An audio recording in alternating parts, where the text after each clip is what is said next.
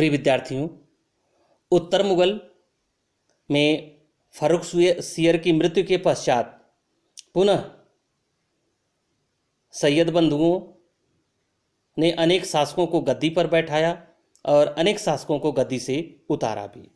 तो उसके क्रम में फर्रुखसियर के पश्चात रफ़ी उद दरजात और रफ़ी उद दौला ये शासक बने। सबसे पहले रफ़ी उद दरजात और फिर उसके बाद रफ़ी उद दौला 1719 ईस्वी में। फर्रुखसियर के स्थान पर अब सैयद बंधुओं ने रफ़ी उद दराजात को बादशाह बनाया, लेकिन वह मात्र 4 महीने ही शासन कर सका।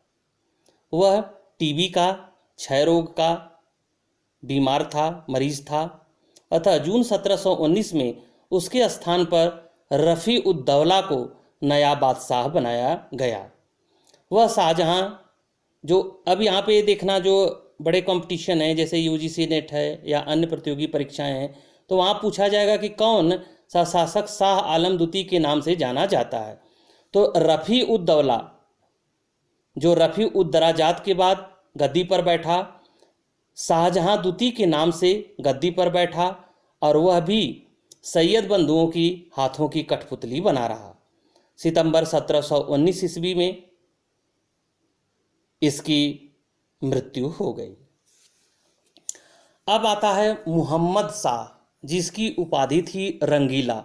इसने लंबे समय तक शासन किया क्योंकि यह सैयद बंधुओं से मुक्ति पाने में सफल हो चुका था। तो मुहम्मद शाह रंगीला इसकी उपाधि है। मुहम्मद शाह 1719 से 1748 ईस्वी तक इसने शासन किया। रफ़ी उद दौला के पश्चात सैयद बंधुओं ने मुहम्मद शाह को मुगल सम्राट की गद्दी पर बैठाया। शाह आलम सैयद बंधुओं की देखरेख में रहता था। मुहम्मद शाह भी सैयद बंधुओं के प्रभाव से मुक्त होना चाहता था। इसके लिए उसने एक प्रयास भी किया तथा इस समय तक सैयद बंधुओं के अत्याचारों से दरबार में अनेक सरदार परेशान हो चुके थे। इन लोगों ने गुप्त रूप से सम्राट को मदद देने का आश्वासन दिया। इन सरदारों में प्रमुख था मालवा का सूबेदार निज़ाम उल मुल्क, जिसने सैयद बंधुओं के विरुद्ध षड्यंत्र रचा और हुसैन अली की हत्या करवा दी। जब वह बादशाह को अपने साथ लेकर दक्षिण की ओर निज़ाम उल मुल्क के विरुद्ध बढ़ा, अपने भाई की हत्या की सूचना पाकर अब्दुल्ला ने दिल्ली में शहजादा इब्राहिम को गद्दी पर बैठाया। इस बीच मुहम्मद शाह अमीन खां के साथ वापस दिल्ली लौटा और उसने बिलोचपुर के निकट अब्दुल्ला को युद्ध में पराजित कर उसे गिरफ्तार कर लिया और 1720 ईस्वी में अब्दुल्ला की हत्या कर दी। मुहम्मद शाह अब सैयद बंधुओं के प्रभाव से मुक्त हो गया। उसने सर्वप्रथम अमीन खां तथा बाद में निज़ाम उल मुल्क को अपना वजीर नियुक्त किया, परंतु निज़ाम उल मुल्क कुछ समय बाद ही दक्कन चला गया। मुहम्मद शाह के समय में सम्राट की शक्ति एवं प्रतिष्ठा पुनः स्थापित हुई, परंतु वह प्रशासन, दरबार अथवा साम्राज्य पर नियंत्रण स्थापित करने में सफल नहीं हो सका। साम्राज्य के अनेक भागों में विद्रोह हुए जिन्हें वह नियंत्रित नहीं कर सका। इसके समय में हैदराबाद, अवध, बंगाल स्वतंत्र हो गए और तथा मराठों, जाटों, सिखों, रुहेलों ने अपने शक्ति में अत्यधिक वृद्धि की।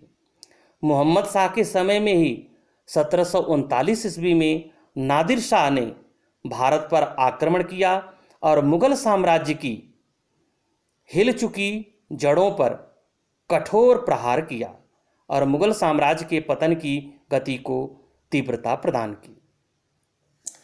मोहम्मद शाह के पश्चात अहमद शाह गद्दी पर बैठता है।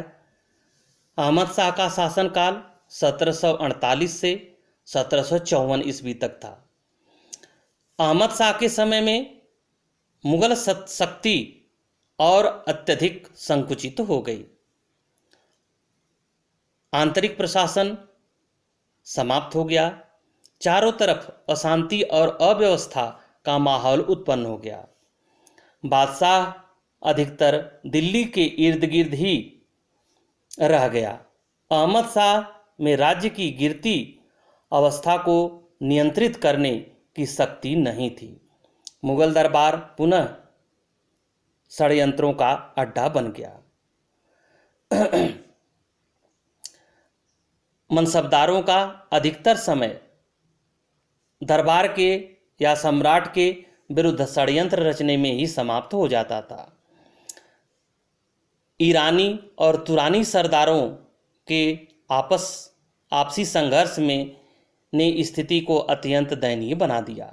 मराठों ने दिल्ली में अपना प्रभाव बढ़ाया और मुगल बादशाह की दयनीय स्थिति को देखते हुए अहमद शाह अब्दाली ने भी भारत पर आक्रमण कर दिया तथा पश्चिमोत्तर सीमा प्रांत एवं पंजाब में अपना अधिकार बढ़ा दिया।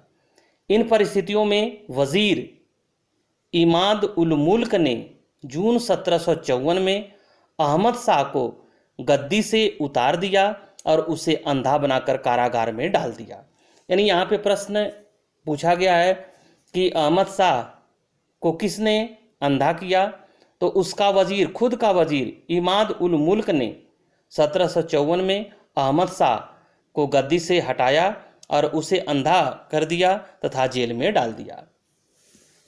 अहमद शाह के मृत्यु के पश्चात आलमगीर द्वितीय गद्दी पर बैठा। इसका शासनकाल 1754 से 1759 ईस्वी तक था। अब इसका आलमगीर द्वितीय का वास्तविक नाम अजीजुद्दीन था। अजीजुद्दीन आलमगीर द्वितीय के नाम से गद्दी पर आसीन हुआ। वह भी अयोग्य था और प्रशासन संचालित करने की शक्ति उसमें नहीं थी और प्रशासन की सारी शक्ति उसके वजीर इमादुल मुल्क के हाथों में नियंत्रित थी। आलमगीर उसके हाथों का खिलौना था और वजीर इमादुल मुल्क ने अपने हितों की सुरक्षा के लिए बादशाह पर अनेक अत्याचार किए, यहाँ तक कि उसके आवश्यक खर्च तक को भी वो नहीं देता था। अर्थात सुल्तान की स्थिति अत्यंत दयनीय हो गई थी। वजीर के अत्याचारों से बचाने के लिए उसने अपने पुत्र अली गौहर को पूर्वी प्रांतों में भेज दिया। मराठे इस समय अधिक शक्तिशाली हो गए थे।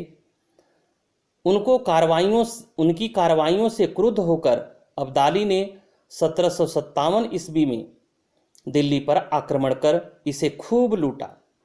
आलमगीर उसे धन देकर ही अपनी प्रतिष्ठा बचा सका था।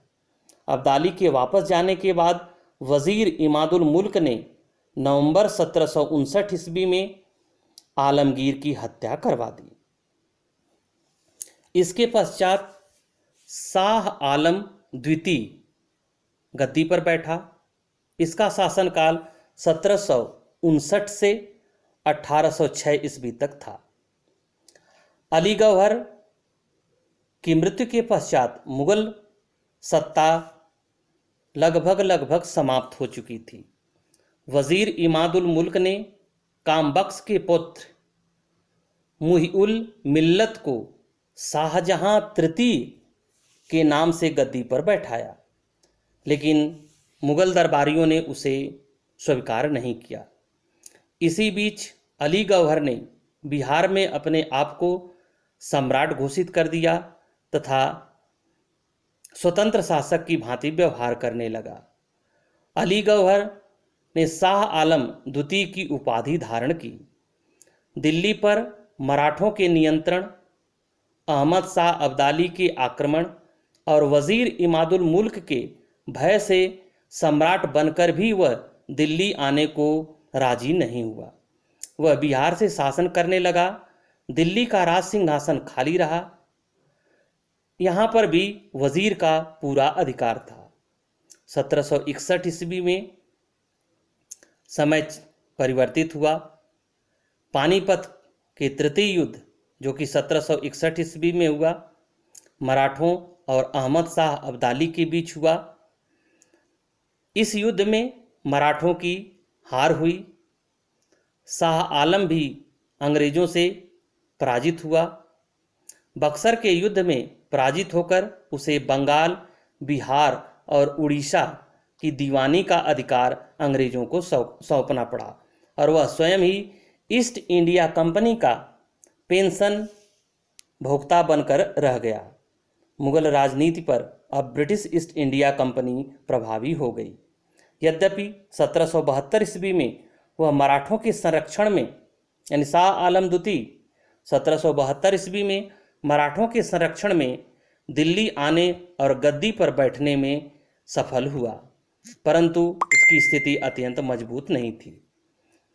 उसे मीर बख्शी गुलाम कादिर ने, यानी शाह आलम द्वितीय को मीर बख्शी, उसका जो मुख्य सेनापति था मीर बख्शी गुलाम कादिर ने शाह आलम द्वितीय को अंधा कर दिया। 1787 ईस्वी तथा बेदार बख्श को बादशाह बना दिया। शाह आलम महादजी सिंधिया, ये भी नोट करना कि शाह आलम किसकी सहायता से पुनः गद्दी पर बैठा, तो शाह आलम द्वितीय महादजी सिंधिया की सहायता से पुनः मुगल गद्दी पर बैठने में सफल हुआ। दोबारा शासक बनकर उसने अंग्रेजों की सहायता से मराठों से स्वतंत्रता पाई एवं अंग्रेजों का पेंशन भुगता बनकर रहने लगा और 1806 ईस्वी में शाह आलम द्वितीय की मृत्यु हो गई। शाह आलम के साथ ही, यानी जैसे ही शाह आलम की मृत्यु हुई, मुगलों की वास्तविक सत्ता समाप्त हो गई। मुगल बादशाह नाम मात्र का बादशाह रहा। सारी की सारी सत्ता अंग्रेजों के हाथ में चली गई। अंग्रेजों ने बादशाह को पेंशन देकर सत्ता पर अधिकार कर लिया। अकबर द्वितीय 1806 से 1837 और बहादुर शाह जफर 1837 से 1857 तक नाम मात्र के बादशाह बने रहे। 1857 के विद्रोह के पश्चात बहादुर शाह को गद्दी पर बैठा करके रंगून भेज दिया गया। वहीं पर 1862 ईस्वी में उसकी मृत्यु हो गई। यानी बहादुर शाह की कब्र रंगून में है, बर्मा में। भारत में मुगल सत्ता का स्थान अब ब्रिटिश क्राउन ने ले लिया। इस प्रकार औरंगजेब की मृत्यु के साथ मुगल साम्राज्य के पतन और विघटन की जो प्रक्रिया प्रारंभ हुई, उसने अंत में भारत से मुगल सत्ता को ही समाप्त कर दिया। इन दोनों वीडियो में बेटे उत्तर मुगल शासकों का एक ऑर्डर क्रम है और इनके बारे में कुछ जो महत्वपूर्ण चीज़ें हैं उसे आप लोग बिंदु के रूप में नोट करना। ये आपके हर प्रतियोगी परीक्षाओं में, चाहे IAS हो, HS हो, UGC नेट की परीक्षा हो, सभी परीक्षाओं में यहाँ से प्रश्न पूछे जाते हैं। Thank you.